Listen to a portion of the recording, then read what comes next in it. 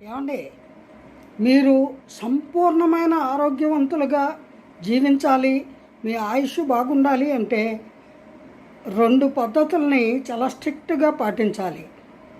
మిత భాషణము, మితాహారము.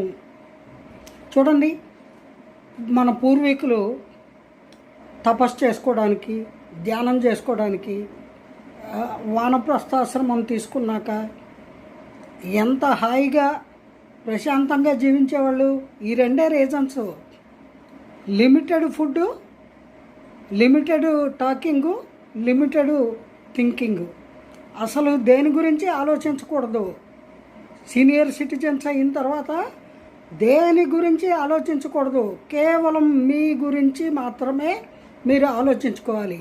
మీ వేళకి తినాలి, మీ ఆరోగ్యాన్ని కాపాడుకోవాలి, మీ వేళకి మీకు కావలసినటువంటి అంశాలను గురించి మాత్రమే మీరు జాగ్రత్త వహించాలి. అంతేగాని ఆ కొడుకు ఏమయ్యాడు, ఈ కూతురు ఏమైంది, ఆ కోడలు ఏమైంది, మనవలు ఏం చెప్తున్నారు, ఈ అనవసరం. వాళ్ళు బతుకుతారు, బతకనివ్వండి.